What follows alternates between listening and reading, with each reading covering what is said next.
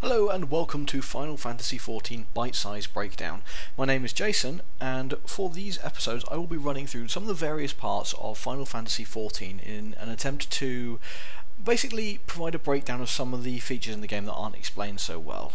This set of videos are primarily aimed at people either new to the game or looking at trying the game, and they run through the various different components of the game. So in this video we're just going to go through basic character, race and class overviews.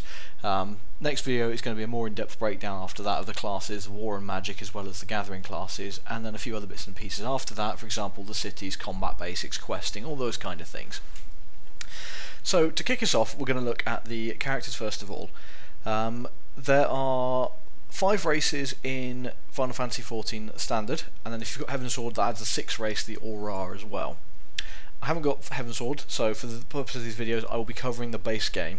If you go with the trial, you get the base game anyway. You need to go and purchase Heaven Sword later to get the extra bits and pieces. There's no all-in-one purchase pack yet. So to start with, you've got the Here, who are the humans. They come in male and female. In fact, every class comes in a male and female variation. The Elezen, who are the elven-like race. The Lalafell, who are, I would say, gnomes if you're used to playing World of Warcraft. Small, adorable little people. The Mikote, who are cat people. You've got cat boys and cat girls there. And the Rogadin, I think I'm pronouncing that correctly, I always get it wrong, but basically giant rock people. Again, male and female variations on all of those. And from there, once you've decided which race you're going to be, you can then customise your character quite a bit further. There's no Horde and Alliance split or anything like that, so whatever you pick character-wise is purely cosmetic. There are a few adjustments, so some characters get a different starting attributes, things like that. By the time you reach max level, those attributes will change so much it makes absolutely no difference which one you picked from the off. So don't worry too much about that if that's one of your concerns. Alright, so that's a brief overview of the different races that are available. So I'm just going to create a Lalafell quickly, just as an example of the different customization options. So once you've decided on your core race, you then get to pick a clan, which give you a few different cosmetic options depending on what you've got. For example, with the Mikote, you can be Clan of Sun or Clan of Moon. The Moon clan have paler skin, as opposed to the Sun clan, obviously because they're out at night a lot and things like that. The same goes for each one. There are different variations that just basically adjust the colour of each character. Now I'm going to speed the video up a bit here because you definitely don't want to see me go through every single option in real time, but there are a large amount of customizable sliders, your height, your hair, things like that. Obviously some characters have a maximum height that's, you're never going to have a Lalafell that's as tall as say a Rogadin, because it's just not, their race can't do it. But you do get a whole load of customization options in terms of nose, hair, nose, hair, ears, eye, mouth. Well, you see the whole list on screen there, it goes through everything.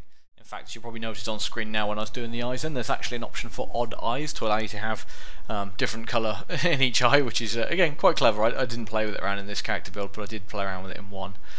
And you can just customise basically pretty much everything. It's again, from someone who came to this from World of Warcraft, I was a little bit overwhelmed at first. It kind of reminded me more of games like City of Heroes, where you've got a lot of options than just four faces, 4 hairstyles and everything else. You can also customise your voice that your character plays. You can run it through a couple of test emotions and see what you like, and then once you've found one you like, you can confirm that and keep that.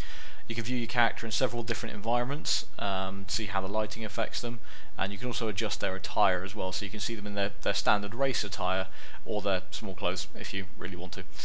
Once you've finished creating your character, you hit OK. You can save your appearance data, so if like me you like to make multiple characters but have them all look the same, you can save the appearance data and then load it when you create the next character, which is it's a nice idea. I've never thought of it before. You also give your character a birthday, so you pick your sort of month and day of the month and a god as well. These things, again, primarily cosmetic. They do grant you a few extra sort of elemental resistances depending on your god, but that's about it. Again, it's purely cosmetic stuff, most of this. I have yet to see anyone, any post on any of the forums state, yeah, you need to pick one god for min-maxing, etc, etc. And again, you'll gain so much resistance as you go along, it's just not even funny. So now you've got your different classes. So your Disciples of War, Gladiator, Pugilist, Marauder, Lancer and Archer, and your Disciples of Magic is Conjurer, Thaumaturge and Arcanist. These are not fixed. So what I mean by that is basically you pick your class and you're stuck with it for the first 10 levels. Once you're happy with your class, once you've played your class for 10 levels and you've gotten to grips with it, you can then speak to your class trainer, and you'll get a mission, basically a story mission, to unlock the ability to then change class. So you can basically go and speak to various class people around and like change it. And I'll go into that in a bit more detail in the full-on classes overview. It's worth noting that each class starts in a specific city, as you can see indicated in the bottom left-hand corner of the screen as well. So if you are playing with a friend, it might be worth coordinating so you're both picking classes that start in the same city. So for example, Conjurer, Lancer and Archer all start in Gridania, Marauder, Marauder, Arcanist and Rogue all start in Limsa Lominsa, and Thaumaturge, Gladiator, Pugilist all start in, I think that's actually all start in Uldar. Again, it tells you on the screen there when you're picking it, so you can sort of pick, if you want to start together, you're always best picking, make sure you start in the same city. I'll say that much, because my brother and I didn't. We started at opposite ends of the country, and it's a long run to get to the other person. And if you both start in the same city, it just makes it easier. And all your quests will be along the same areas as well. Other than your story quests, you'll be going roughly the same area each time. So to wrap up this character creation demonstration, I'm going to make my Lalafell an archer, so she starts in Gridania. I think it asks to pick my server, so again, make sure you're coordinating with whoever you're working with, which server you're going to be whoever you're playing with. Sorry, which server you're going to be playing on. It's also worth noting that even the EU servers are in the US, so it doesn't matter which one you go for, you've pretty much got free reign. In terms of latency, they're all about the same. And there are overarching data centers as well. So for example, in this you can see I'm on the data center Ether, which is the top part, and then I've got a couple of servers which are locked out because they're busy, and then I've got a couple of others that aren't. And as you can see, I've got character, the little icon indicates how many characters I've got on each one. So Goblin I've got 2, Gilgamesh I've got 1, but Gilgamesh is locked out for new characters. Name the character is the next step, so you have to have a first name and a surname. There is a little random generation button down in the bottom corner, so you can hit that if you want a random name. I tend to find you get some really odd combinations, but they are designed, the names you get are designed to play on the lore of the character class you're rolling. So if you're rolling like one of the big Rogadins, there's a bit of lore that says, oh yeah, one clan tends to use names related to more Eorzean words. The other one tend to use names based on their native tongue. So you get different combinations depending on what the lore says as well. But you can completely overrule that and just call your character whatever you like. So I got some interesting ones here. So I'm going to call this character Vikali, which is a name I use for a lot of my characters. Surname, I think he gave me a randomly generated one I quite like, so I'm just going to use, I think it's Kurtsura. Went with Kutsura. There we go. So that's it, that's my new character created, and then once I hit OK, it'll start me into the new intro sequence. The intro sequences I'm not going to show in a video because they're fairly long and they're pretty non-interactive, it's just watching a lot, but once you've done it once, that's it, you don't have to do it again, which is the good thing I'll say about it, unless you roll an alt, which again, you don't really need to.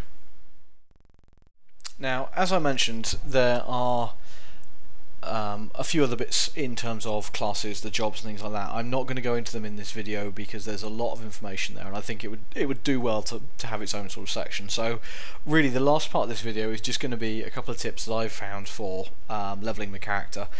Rule number 1 is when it comes to quests, make sure your story quest, which is the icon marked with like a golden Q with spikes around it, make sure that's always up to your current level. You'll get to a point later on where you suddenly find if you don't keep it up with your level, you've then got to go back and do a whole load of low level quests to bring it up. And trust me, the story quests are worth doing because they unlock some decent gear, and they're the only way you can join things like a free company, get your chocobo mount, those kind of things. So there's a whole load of bits and pieces there that you definitely want to make sure you're up to on scratch with that one. The core levels you also want to pay attention to. So level 10 is, as long as your story level is up with you as well, you can go and change. You can go and basically get another job, go and learn trades. Sorry, not a job. Go and get another class. Go and learn trade skills, all that kind of thing. Level 20 is your chocobo or chocobo, depending on how you pronounce it. Level 30 is your job quest, providing you meet the prerequisites for it. And again, I'll go into prerequisites and jobs and all that in a minute. Now, the thing is, I'm counting off the levels here as though you have one level per character. That's not accurate. Basically, every class you have has a level associated with it. So when you pick your first class and you log in, you're a gladiator, you get to level 10, brilliant, you're at level 10, way to go.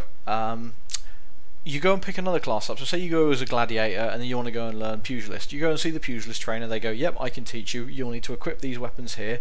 You'll probably see in the video I'm changing weapons and just running around. This is some test footage I shot in Limsa La Minsa, and I figured it's better than me just talking over a black screen.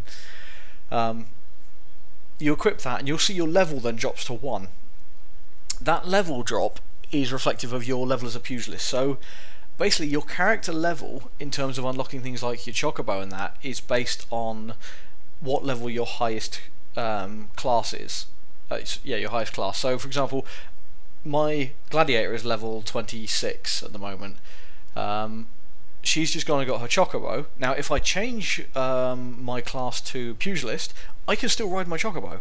So as long as I've unlocked that, it's kind of unlocked on a character basis rather than a level basis. You just need a character at that particular level or a quest completed at that particular level to unlock it. And this is saying it took me a little while to get my head around this, but because of this the game's quite interesting because it means you don't re-roll characters. If you want to try different classes, you don't need to re-roll. Just get level 10 and go and try it. And as a bonus as well, when you're playing a new class, if you are below the level of your current highest class, so again let's use my gladiator as an example, let's say I reached level 30 on my gladiator and then I wanted to level marauder to level 15, or in fact conjurer to level 15 to make it a paladin, so I can do the paladin job. I could basically go and change to a conjurer and do 15 levels as a conjurer, however I choose to get that experience to do those levels, and then go and get my jobstone.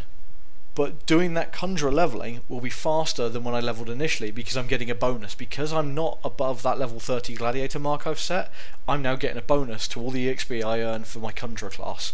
So it means you're never quite dragging your heels and having to re-level at the same speed. It's quite quick, and the game has loads of methods that I'll go into in the questing section later that basically helps you speed up your leveling and makes it enjoyable as well.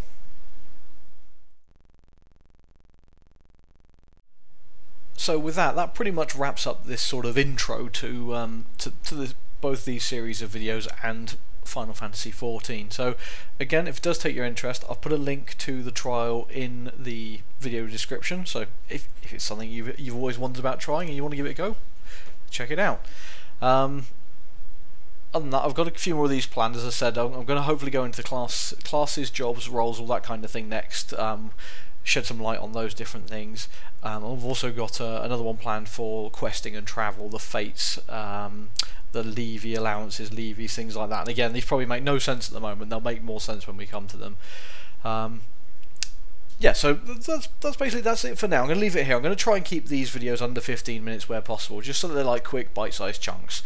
So with that, I'm going to leave this. So this has been Bite-Size Breakdown for Final Fantasy XIV, and as I said earlier, I've been Jason. Thank you very much for watching.